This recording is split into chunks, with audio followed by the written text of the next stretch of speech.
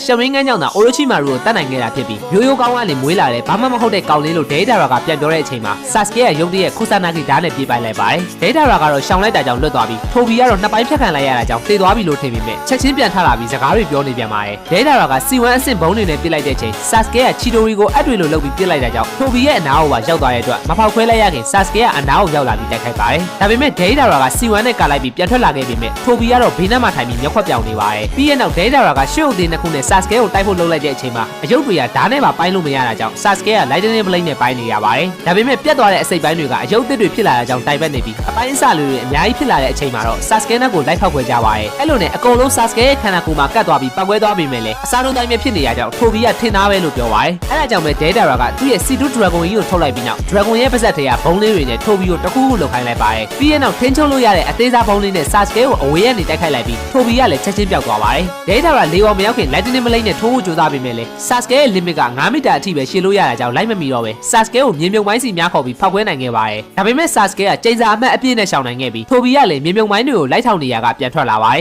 ပြီးရဲ့နောက်ဒေးတာရာကထပ်ပြီးဖောက်ခွဲလိုက်တဲ့အချိန်မှာဆာစကေရဲ့ဓာတ်ကလည်းနေရာတစ်ခုကိုလွင့်သွားပြီးပောက်ကွဲမှုကိုကာလိုက်တဲ့အတွက်အတောင်တစ်ခုကလည်းပြတ်သွားပါတယ်ပြီးရဲ့နောက်ဝါယာနဲ့တွဲထားတဲ့ရှူရီခန့်နဲ့တိုက်လိုက်ပြီးမြေမြုံမိုင်းတွေကြောင့်ခြေချစရာမရှိတဲ့မြေပေါ်မှာဓာတ်ပေါ်ကိုခြေထောက်တစ်ချောင်းနဲ့ရက်ပြီးအတောင်တစ်ဖက်နဲ့ခုန်လိုက်ပါတယ်တစ်ဆက်တည်းမှာပဲ Lightning Blade နဲ့ C2 Dragon ရဲ့အတောင်ကိုဖျက်ချလိုက်တာကြောင့်ဓာတ်ကိုမြေပေါ်စိုက်ခဲ့တာရောဝါယာကျိုးနဲ့ရှူရီခန့်ကိုတုံးပြီးသူခုန်လို့မိနိုင်တဲ့နေရာကိုရောက်အောင်များခေါ်ခဲ့တာတွေကဆာစကေချိုတင်စီစဉ်ထားခဲ့ရမှရိမ့်မိသွားပါတယ်အဲ့ချိန်မှာပဲအေယာမရှူရီခန့်နှစ်ခုကသူ့ရဲ့လက်ကိုချုပ်ထားလိုက်ကြကြောင်းကိုယ့်အတက်ကိုဆိုပြီးမိုင်းတွေပေါ်ကျသွားပါတယ်ထိုဘီကဒေးတာရာတေဘီအထင်နဲ့အော်ဟစ်နေတဲ့အချိန်မှာငှက်တကောင်နဲ့ပြန်ထွက်လာပြီးရှူရီခန့်တွေကိုသူ့ရဲ့ခြေထောက်နဲ့ဆွဲနှုတ်ခဲ့တာဖြစ်ပါတယ်နိုင်ငံအသီးသီးကအစိုးရစန့်ကျင်တဲ့အဖွဲ့အစည်းတွေကိုထောက်ခံတဲ့ဖောက်ခွဲရေးသမားဒေးတာရာကိုအာကာဆုကီလက်အောက်ကိုရောက်လာအောင်လုပ်တဲ့အချိန်တုန်းကအီတာချီကသူနိုင်ရင်အဖွဲ့ထဲဝင်ရမယ်လို့ပြောခဲ့တာဖြစ်ပါတယ်အမှုပညာလို့နာမည်တက်ထားတဲ့ရှုံရုပ်တွေနဲ့တိုက်ခိုက်ဖို့လုပ်ခဲ့ပေမဲ့အီတာချီရဲ့ရှယ်ရင်ငန်းအောက်မှာလွယ်လွယ်ပဲကြာရှုံးခဲ့ရပြီးအလင်းအောင်အောက်ကရဲရဲတောက်နေတဲ့မျက်လုံးတွေကိုအမှုပညာလက်ရစစ်စစ်လို့ဒေးတာရာကခဏတာခန်းစားလိုက်ရပါတယ်ဒါပေမဲ့လည်းပောက်ကွဲခြင်းရမှအမှုပညာလို့ခံယူထားတဲ့ဒေးတာရာအတွက်သူ့ကိုအဲ့မျက်လုံးတွေနဲ့အနိုင်ယူသွားတဲ့အီတာချီကိုမကြေမနက်ဖြစ်နေခဲ့ပြီးရှယ်ရင်ငန်းဆိုတဲ့အရာကိုလည်းတဘဝလုံးမုန်းတိနေခဲ့တာဖြစ်ပါတယ်အခုချိန်မှာလည်းဆာစကေရဲ့မျက်လုံးတွေကြောင့်ဒေါသထွက်ပြီးရင်ထွက်လာပြီးပောက်ကွဲရွှွန်စေးတွေကိုစားလိုက်ပါတယ်ပြီးရနဲ့ထိုဘီကိုပြေးဖို့ပြောလိုက်ပြီးအီတာချီကိုအနိုင်ယူဖို့အတွက်တင်ထားခဲ့တဲ့စီဖိုခါရူရာလို့ခေါ်တဲ့သူ့ရဲ့ပုံတူအယုတ်ကြီးကိုထုတ်လိုက်ပါတယ်ဒါကြီးတာပောက်ကွဲဝိုင်းရင်မလွတ်နိုင်တာကြောင့်ဆာစကေလည်းအဝေးကိုရှောင်ပြေးနေရင်အယုတ်ကြီးကပောက်ကွဲတာမဟုတ်ပဲလေထဲမှာကြေမွသွားတာဖြစ်ပါတယ်ဒါပေမဲ့ဘာကြောင့်မှမသိအနားမှာရှိတဲ့တက်ရှိတွေအကုန်ကြေမွကုန်ပြီးဆာစကေရဲ့ခန္ဓာကိုယ်ကလည်းအဆုံးသတ်သွားခဲ့ပါတယ်ထိုဘီရဲ့ပြောပြချက်အရစီဖိုခါရူရာကအရန်ကိုတင်းငယ်တဲ့နာနိုအရွယ်စားရှိပြီးအဲ့ဒါလေးတွေကပောက်ကွဲသွားတဲ့အချိန်မှာလေထဲကိုပြန့်နှံ့သွားတာကြောင့်အဲ့ဒါကိုရှူသွင်းမိလိုက်တဲ့တက်ရှိအားလုံးကခန္ဓာကိုယ်အစိပ်ပိုင်းအတွင်းတင်းငယ်တဲ့ဆဲပောက်ကွဲမှုတွေကိုဖြစ်စေနိုင်တာဖြစ်ပါတယ်အဲ့အချိန်မှာပဲဒေးတာရာကတူနိုင်ပြီလို့ထင်သွားပေမဲ့ကျိန်စာမက်နဲ့ဆာစကေကနောက်ကနေပေါ်လာပြီးသူ့ရဲ့ညာဘက်ရင်အောင်ကိုထိုးလိုက်ပါတ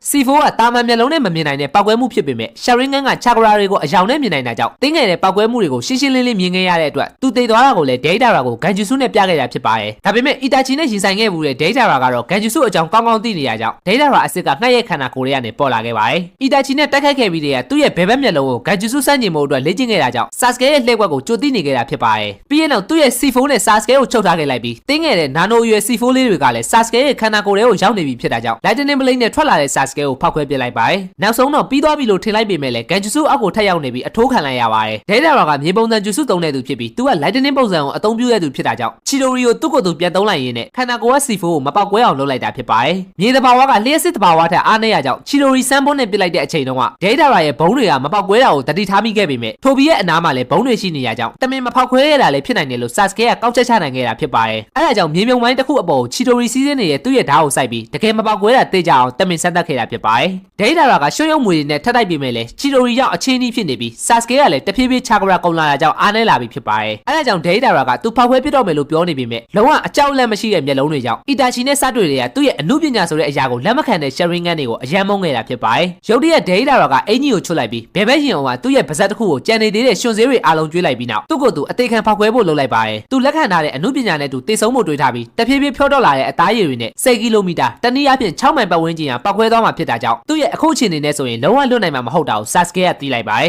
်အဲဒီနောက်ပြင်းထန်တဲ့ပောက်ကွဲမှုကြီးတစ်ခုကိုအားလုံးကလည်းမြင်လိုက်ကြရပြီးမတင်ကားတာကြောင့်တွားကြည့်ရဖို့လုပ်ကြပါတယ်ခါရင်းကလည်းဆာစကေရဲ့ချာကရာကိုအာယုံခံလို့မရတော့တဲ့အပြင်ဆွေကဲဆိုရဲ့စာလိပ်ပေါ်ကမွေရုပ်ကလည်းပျောက်သွားပါတယ်ဇဲဆုကလည်းဒီတည်င်းကိုအဖွဲမှာပြန်ပြောပြနေပြီးဆာစကေကိုထိုးပြီးပါပောက်ကွဲမှုကြောင့်တည်သွားတာဖြစ်နိုင်တဲ့အကြောင်းပြောပါတယ်ဆွေကဲဆိုကတော့ဆာစကေမှာထားတဲ့အတိုင်းမွေရဲ့အရင်ကိုပျောက်သွားတဲ့အချိန်မှာဆာစကေရဲ့သွေးတစ်စက်နဲ့စင့်ခေါ်ဂျူဆုကိုတုံးလိုက်ပါတယ်ဒါပေမဲ့အိုရိုချီမာရူရဲ့စင့်ခေါ်မွေကြီးဖြစ်တဲ့မန်နာထွက်လာပြီးသူ့ရဲ့မျက်လုံးကလည်းရှယ်ရင်ငန်းလိုမျိုးထူးဆန်းနေတာကိုတွေ့လိုက်ရပါတယ်